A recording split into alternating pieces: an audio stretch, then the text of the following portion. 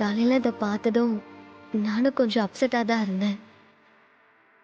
ஆனா அப்புறம் நானே கொஞ்சம் தெளிவாயிட்டேன். நாம கரெக்டா இருக்கிறப்போ யாரு என்ன சொன்னாலும் அதுக்காக மனசு உடைஞ்சு மூளையில போய் உட்காந்துடக்கூடாது. தைரியமா எல்லாத்தையும் ஃபேஸ் பண்ணணுங்கிற முடிவுக்கு வந்திருக்கேன்.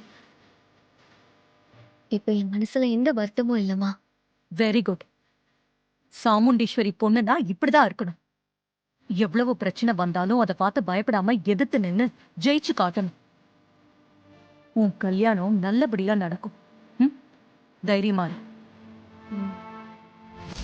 டிரைவர், மேடம், நீயும் இத பத்தி எல்லாம் கவலைப்படாத. நான் உன்னை முழுசா நம்புறேன். யாரோ எதிரிங்க தான் இந்த வேலையை செஞ்சிருக்கணும். அதைத்தான் நாம கண்டுபிடிக்கணும். நீங்க என் மேல வச்சிருக்க நம்பிக்கைக்கு ரொம்ப நன்றி மேடம். இதுக்கு நன்றி கடனா இது யார் செஞ்சாங்கன்னு நான் கண்டுபிடிச்சு உங்க முன்னாடி கொண்டு வந்து நிறுத்துறேன். நானும் இததான் சொல்லணும்னு நினைச்சேன்.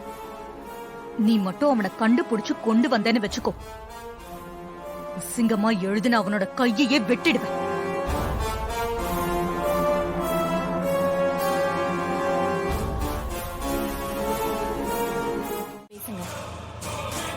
அந்த டிரைவர் தான் இதுக்கெல்லாம் காரணம்னு சொல்லி அவளை நம்ப வைங்க. அவ நம்பிட்டா நமக்கு போதும்ல. ஐயோ மாயா, அவளும் என் அக்கா மாதிரியே டிரைவர் மேல அவ்வளவு நம்பிக்கை வச்சிருக்கா. அவ மனசை மாத்துறது கஷ்டம்.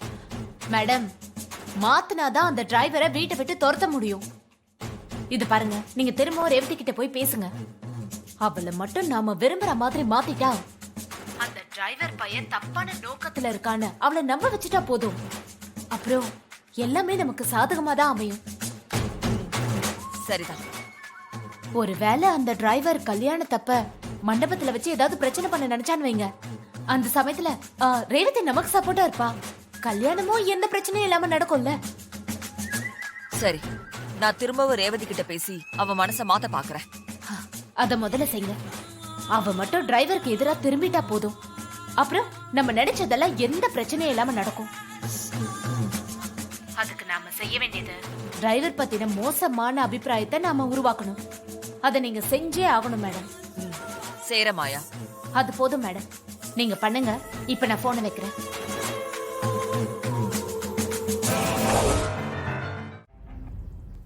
ரேவதி, வாங்க சித்தி. உன்கிட்ட கொஞ்சம் பேசணும். சொல்லுங்க சித்தி. நான் திரும்ப திரும்ப இதையே சொல்றேன்னு தப்பா எடுத்துக்காத. உங்க அம்மாவுக்கு தான் ஏதோ ஆயிடுச்சு. அந்த டிரைவரை திரும்ப திரும்ப நம்பிக்கிட்டே இருக்காங்க. கல்யாண மண்டபத்துல அவன் தான் கட்டையால அடிச்சான்னு மகேஷ் மாப்பிள்ள சொன்னதுக்கு அப்புறமும் அம்மா நம்பல. அவன் குத்தம் செய்யலன்னு நிரூபிக்க ஒரு சான்ஸ் கொடுக்கணும்னு அது இதுன்னு என்னென்னமோ சொல்லி வீட்லயே தங்க வச்சிருக்காங்க.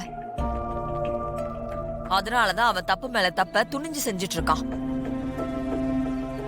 இப்ப கூட செவுத்துல எழுதின அந்த கேவலமான காரியத்தை அந்த டிரைவர் பையன் தான் செஞ்சிருக்கணும். உன்னை எப்படியாவது கல்யாணம் பண்ணிக்கணுங்கிற வெறித்தனமான ஆசையில தான் இப்படி எல்லாம் பண்ணிட்டு இருக்கான். இத உன் அம்மா தான் புரிஞ்சுக்க மாட்டேங்கிறாங்க. நீயாவது புரிஞ்சுக்கோ ரேவதி.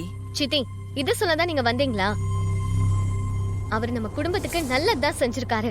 தப்பா எதுவுமே செய்யல. கோவில்ல நம்ம எல்லாரையும் காப்பாத்தினாரு. செங்கல் சூளையில அம்மாவோட உயிரையும் காப்பாத்தினாரு. கோயில் கலசம் காணாம போனப்போ அதை கண்டுபிடிச்சு கொண்டு வந்து நம்ம குடும்பத்தோட மானத்தை காப்பாத்தினாரு. இப்படி நம்ம குடும்பத்துக்கு எவ்வளவோ நல்லது செஞ்சிருக்காரு. அதையெல்லாம் மறந்துட்டு அவர் மேல வீண் பழி போட்டு வீட்டை விட்டு துரத்துறதுலயே குறியா இருக்கிறது சரியில்லை சித்தி. ஐயோ, இதெல்லாம் அவன் போற டிராமான்னு உங்களுக்கு ஏன் புரிய மாட்டேங்குது?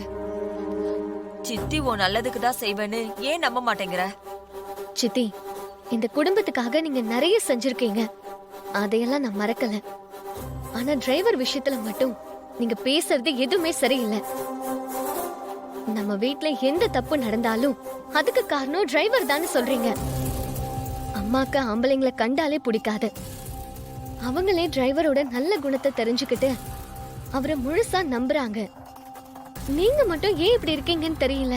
உங்களுக்கு அந்த டிரைவரை பத்தி முழுசா தெரியல. அதனாலதான் நீங்க எல்லாருமே நம்பிட்டு இருக்கீங்க. அவனை பத்தி முழுசா எனக்கு தெரியும். அதனாலதான் அவனை நம்பாம உங்களை எச்சரிச்சுக்கிட்டே இருக்கேன். நீங்க தான் யாருமே நான் சொல்றத பெருசா எடுத்துக்க மாட்டேங்கிறீங்க. அந்த சிவனாண்டிய பார்த்து பேசிட்டு வந்ததை நான் வீடியோ ஆதாரத்தோட நிரூபிச்சேன். அத பத்தி கேட்டதுக்கு மீட் பண்ணது உண்மைதான், ஆனா அதுக்கான காரணத்தை நேரம் வரும்போது சொல்லுவேன்னு ஏதேதோ சாக்கு போக்கு சொல்லில ஏமாத்திட்டான். அவ்வளவு ஏன், அவன் பேரு என்னன்னு நம்ம யாருக்காவது தெரியுமா? அவன் யாரு என்னன்னு விவரத்தை கேட்டா கூட சொல்ல மாட்டேங்கிறான். இப்படி ஒருத்தனை நீங்க எல்லாரும் எப்படி நம்புறீங்கன்னு தான் எனக்கு தெரியல. அம்மா விடு, நீயாவது இந்த பாயிண்ட யோசிக்க வேணாம்? அவன் உண்மையை சொல்லாதப்பவே அவன் ஏதோ உள்நோக்கத்தோட வந்திருக்கான்னு நாம புரிஞ்சுக்க வேணாம்?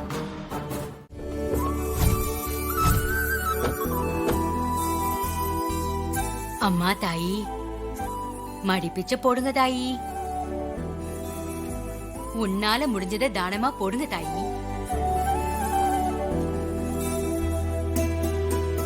அம்மா, நீங்க என்ன காரணத்துக்காக மடிப்பிச்சை கேக்குறீங்கன்னு தெரிஞ்சுக்கலாமா? மா, என் பொண்ணுக்கு கல்யாணம் வச்சிருக்கம்மா. அந்த கல்யாணத்தை நடத்த பணம் இல்லம்மா. அதனாலதான் மடிப்பிச்சை கேட்டு வந்திருக்கேன். உன்னால முடிஞ்சதை போடு தாயி. காசோ பணமோ ஏதாவது போடு தாயி. அஷிஷோ, பணம் சொல்றேன் இல்லையே, என்ன பண்ணலாம்?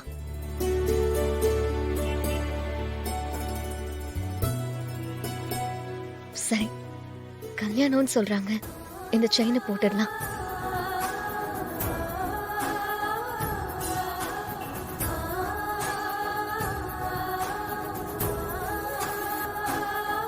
என்ன தாயி, நான் பணம் காசு கேட்டா நீ கழுத்துல இருக்கிற செயினியே கழட்டி போடுற.